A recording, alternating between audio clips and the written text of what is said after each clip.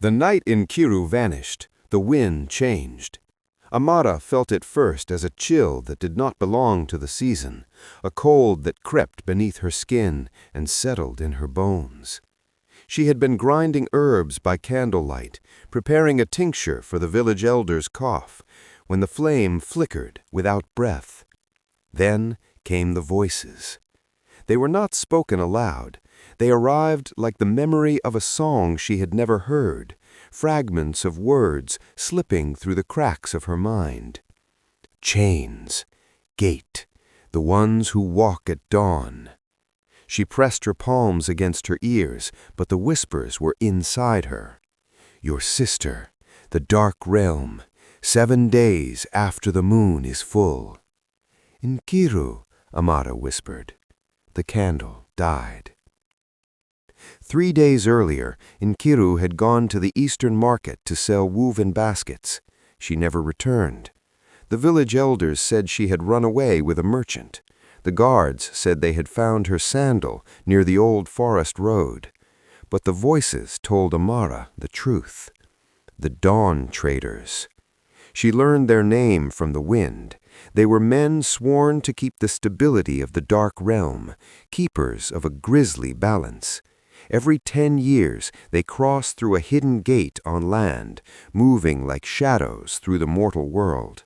They did not raid, they did not kill, they simply took what was needed. A virgin bride for the Shadow King. Amara had heard the old stories, every child had. The sacrifice, the dark realm, the monster who ruled it. But no one truly believed anymore. The sacrifices had become a distant myth, a tale told to frighten girls into obedience, until the Dawn Traders came for Nkiru. She is not the first, the whispers said. She will not be the last, unless... Unless what? Amara asked the empty room. The wind answered with a single word, you. She found the passageway on the 7th night after the full moon. The voices had led her for days, through the forest where Nkiru's sandal was found, past the river where the water ran black without reason, to a clearing where no birds sang. The gate was not a door, it was a wound in the air, a tear between worlds that shimmered like heat rising from summer stone. The Dawn Traders had left it unguarded. Why would they not? No mortal in their right mind would walk willingly into the dark realm. Amara was not in her right mind. She was a healer. She had held the hands of the dying, had whispered prayers over graves she herself had dug. She did not fear death. She feared the thought of Nkiru, gentle, laughing Nkiru, offered like cattle to a king made of shadow. So she stepped through the gate. The world turned inside out. Cold became hot. Silence became 1,000 whispers. The ground beneath her feet was not soil, but something older, ash and bone, and the memory of stars that had burned out before the first mortal drew breath. When her vision cleared, she saw the dark realm. The sun never set here. It hung low and swollen on the horizon, bleeding red and gold across a sky that had no end. The air smelled of iron and night-blooming flowers, and in the distance, rising from a sea of black stone, stood a palace made of obsidian and shadow. He is waiting, the voices said. Amara walked toward it. The palace had no doors, only archways that wept darkness like water.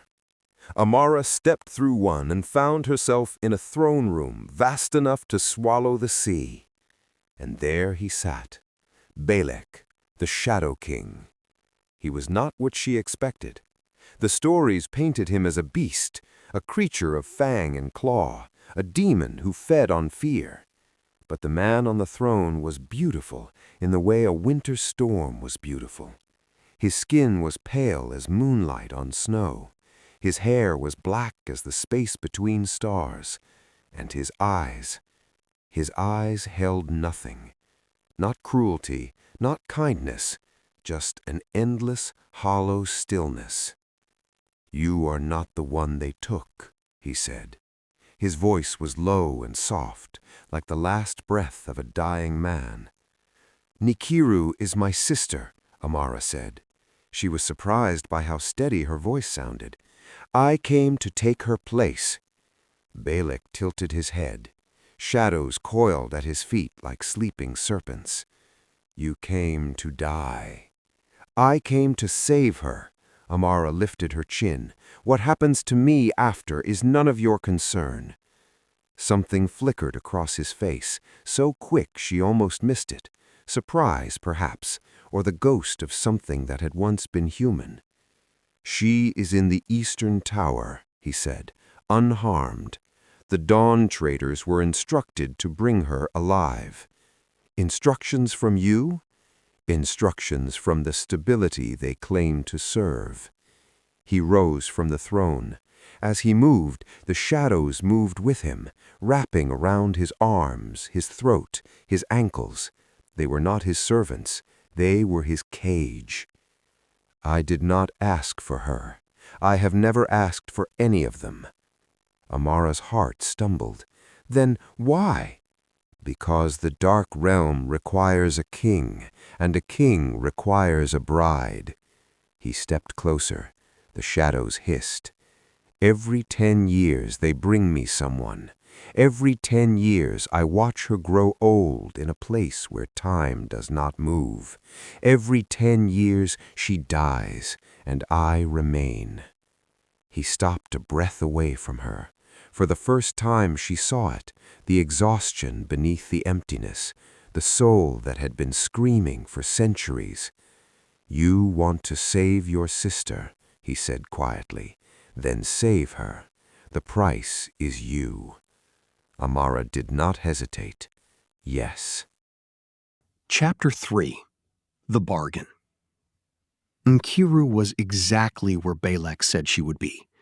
She sat on a stone floor in the Eastern Tower, her wrists unbound, her face streaked with tears. When she saw Amara, she screamed, not in fear, but in grief. "No, no, no, no, Amara, what have you done?" "What I had to." Amara knelt and pulled her sister into her arms. "You're going home." "The king, he'll kill you." "No." Amara smiled, though her heart was breaking. "He'll marry me." Nkiru sobbed against her shoulder. Amara held her until the sobs became shivers, until the shivers became silence. A shadow fell across the floor. Balak stood in the doorway. "The gate will open at midnight," he said. "The Dawn Traders will take her back." Nkiru looked up at him, this strange, sorrowful king with shadows for a crown. "Please," she whispered, "don't do this." "I am not the one who chose this," Balak said. "I never was." He turned and walked away. The shadows followed like mourners at a funeral. That night, Amara watched her sister disappear through the gate. Nkiru looked back once, just once, before the darkness swallowed her. Then Amara was alone with a king who could not touch the light. "What now?" she asked. Balak stood at the edge of a corridor where torchlight and shadow met. One step forward would burn him. One step back would swallow him whole. "Now," he said, "you remind me what it feels like to be human." Chapter 4. Small Graces. The first week, Amara learned the shape of shadows. She learned that Balak could stretch them like fabric, weaving darkness into walls and bridges and blades. She learned that he could hear a whisper from a mile away if it traveled through shade. She learned that he had not eaten a meal in centuries, not because he did not hunger, but because food turned to ash on his tongue. "You don't have to eat," she said one evening, placing a bowl of stew at the edge of the torchlight. "But you can watch me and talk to me." He sat in the darkness, just beyond the fire's reach. His eyes reflected the flame like a wolf's. "What shall we talk about, healer?" "Not healer. Amara." A pause. Then, softly, "Amara." Her name in his voice sounded like a prayer. The second week, she touched him for the first time. She had been tending a small cut on her palm, careless with a knife while preparing herbs. Balak appeared at the edge of the light without a sound. "You're hurt." "It's nothing." He extended his hand. Not into the light, just close enough that she could reach him. Amara stepped into the shadows. His skin was cold. Not the cold of winter, but the cold of a room no sun had ever touched. She placed her wounded palm against his. The shadows around his fingers stirred, curious, gentle. And when he pulled his hand away, the cut was gone. "You healed me," she whispered. "I borrowed the wound." He looked at his own palm. A thin red line now rested there, stark against his pale skin. "It will fade. Yours would have scarred." "Why would you do that?" He looked at her, truly looked at her, and for the first time, she saw something other than emptiness in his eyes. "Because you reminded me what it feels like to be human," he said. "I thought I should return the favor." The third week, she kissed him. It was not planned. He had been showing her the Obsidian Gardens, a place where flowers grew in total darkness, their petals black as ink but fragrant as jasmine. She had asked him if he missed the sun. "I don't remember it," he admitted. "I remember warmth. I remember the sea. But the sun itself..." He shook his head. "It's been too long." "Then let me help you remember." She stepped closer. He did not step back. She rose on her toes and pressed her lips to his. His mouth was cold, but beneath the cold, there was something else, a heat so old and buried she almost missed it. His hands found her waist, trembling, as if he had forgotten how to hold anything gently. When she pulled away, his shadows had stilled. For one breath, they did not move at all. "Amara," he said. Not a prayer this time. A promise. Chapter 5. The Story in the Dark. It happened on the 47th night. They lay together in the deepest chamber of the palace, where no light reached at all. This was the only place Balak could truly rest, where even the memory of the sun could not find him. Amara had grown used to the darkness. She had grown used to his cold. She had grown used to the way his shadows curled around her like sleeping cats. "Tell me something true," she said, her head on his chest. He was quiet for a long moment. She thought he had fallen asleep. Then he spoke. "I was not born a king." She did not move, did not breathe. She had waited weeks for this. "I was born a mortal, a boy who loved the sea more than anything." His voice was low and distant, as if he were reading from a book written in another language. "I had a twin brother. We were inseparable. We sailed every morning, fished every evening, and at night we would lie on the sand and count stars until we forgot which ones were ours." Amara listened. "One day, we sailed too far. The sky turned wrong, the water turned black, and then..." He stopped. His shadows trembled. "We woke in the dark realm, a place where the sun never sets and never rises, a place of endless twilight." "The Bermuda Triangle," Amara whispered. "I did not know its name then. I only knew we were trapped." His arms tightened around her. "The ruler of this realm was King Murkai. He was old, tired, and desperate to see the mortal world again, so he offered us a deal. Amara's heart began to race. One of us would take his place as the Shadow King.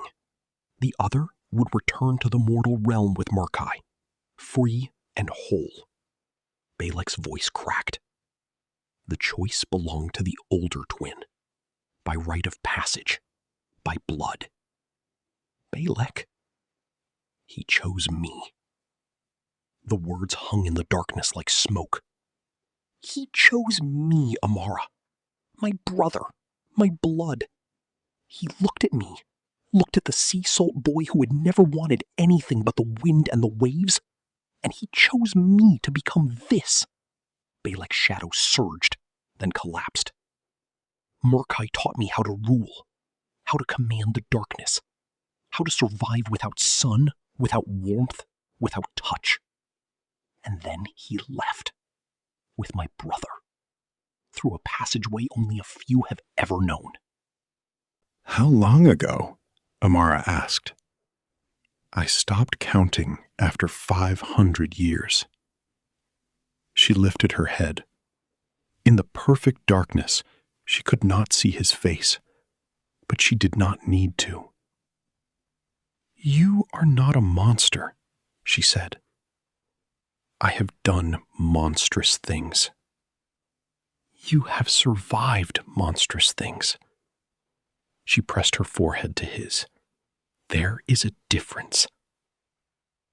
He did not answer, but his shadows wrapped around her like a man clinging to a cliff's edge. Chapter 6. The Voices Speak Again. The next morning, if morning meant anything here, Amara woke alone. She found Balek at the edge of the throne room, standing where torchlight met shadow. He was staring at his hands. The wound he had taken from her had healed completely, but he looked at his palms as if expecting to find blood. "Balek?"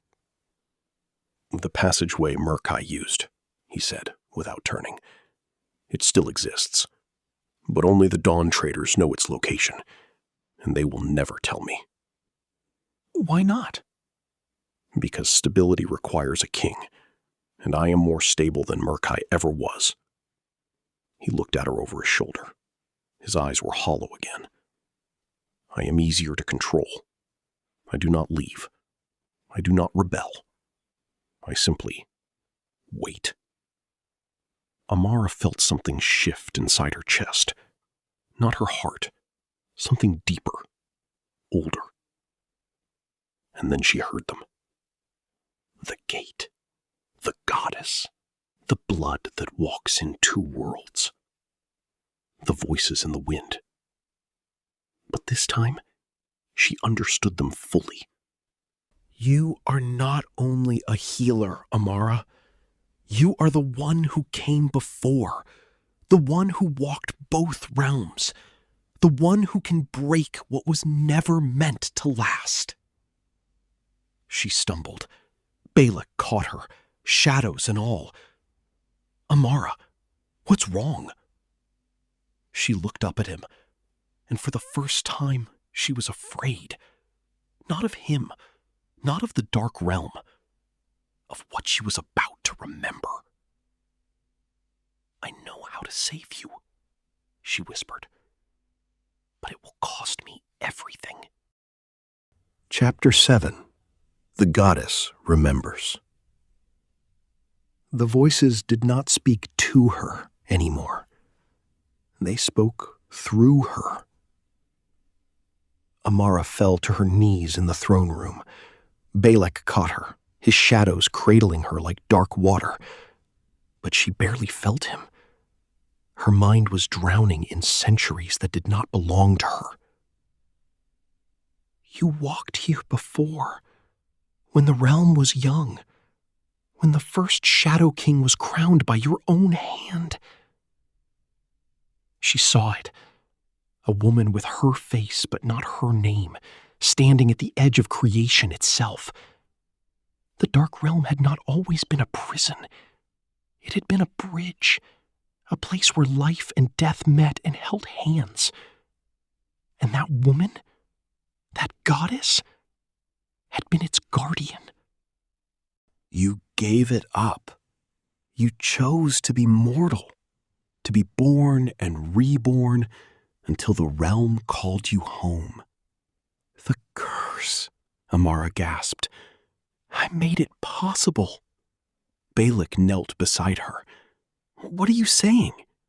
She looked at him, really looked, and for the first time she saw him clearly, not as a king, not as a curse, but as a man who had been collateral damage in a war she had started long before his great-grandparents drew breath. The Dark Realm was never meant to have a prisoner king, she whispered. I was supposed to stay, to keep the balance. But I wanted to feel the sun again. I wanted to live. So I left. And the realm, it grew hungry. It needed something to hold it together. Someone to suffer in my place. Balak's shadows went still. Dead still. You're saying this is your fault? I'm saying I can end it. She rose. Her body trembled, but something else rose with her. Something old and bright and terrible. Golden light bled from her palms. The same light that had once woven the Dark Realm into existence. The voices sang. Sacrifice what you wanted most. Your immortality. Your endless rebirth. Give it to him, and he will be free. Amara understood now. She had been running from this moment for thousands of years. Every life she had lived, every healer, every mother, every girl who died too young, had been an escape from the duty she had abandoned. No more. What are you doing? Balak's voice cracked. He reached for her, but the light pushed him back. It burned his shadows, burned him. Amara, stop. I was never supposed to leave the first time, she said. Tears streamed down her face, but she was smiling. But I'm not running anymore. She placed her burning hands on his chest. The light poured into him. He screamed. Not in pain, in release. Centuries of shadow, of hunger, of cold, it all came undone. The curse that had bound him to the Dark Realm shattered like glass. His skin warmed, his eyes cleared, and for the first time in 500 years, Balak breathed without the weight of a kingdom on his lungs between his chest. But Amara fell. Her immortality burned away like morning mist. The golden light faded from her palms. When she opened her eyes, they were no longer the eyes of a goddess. They were the eyes of a woman. Mortal. Finite. Free. You gave it up, Balak whispered. He pulled her into his arms, warm arms, human arms. You gave up everything. No. She touched his face. His skin was no longer cold. I gave up nothing. I gained you. He wept. She held him. And somewhere deep beneath them, the Dark Realm groaned, unmoored, unkinged, alone. But that was not their problem anymore. Final scene. The sunrise. The gate appeared at dawn. Not the gate of the Dawn Traders. That one had sealed itself the moment the curse broke. This was a different passage. Older. The one the goddess had used when she first left the Dark Realm thousands of years ago. It opened onto a hillside, covered in wildflowers. And beyond the hillside, The sun was rising. Balak stopped at the threshold. "I don't remember what it feels like," he admitted. "Then let's find out together." Amara took his hand. His fingers were warm. She had never felt anything so miraculous. They stepped through. The light hit his face like a blessing. He flinched at first, centuries of instinct screaming that this would burn. But the pain never came. Only warmth. Only gold. Only the impossible, overwhelming softness of the sun on his skin. He fell to his knees in the grass. Amara knelt beside him.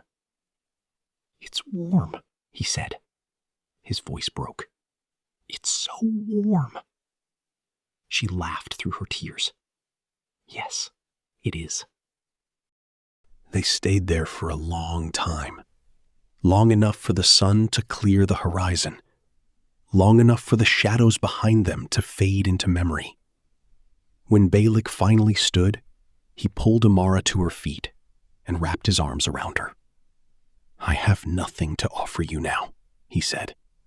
"No kingdom, no power, no shadows. You have your heart," she said. "You always did." They walked into the sunrise together, mortal, free, hands clasped like two people who had finally come home. Behind them, the dark realm waited. The gate did not close. It could not. The realm needed a king. That was its nature, its hunger, and its curse. Murkai opened his eyes in a seaside village he had called home for 5 centuries. "The realm is empty," Murkai whispered. "But not for long."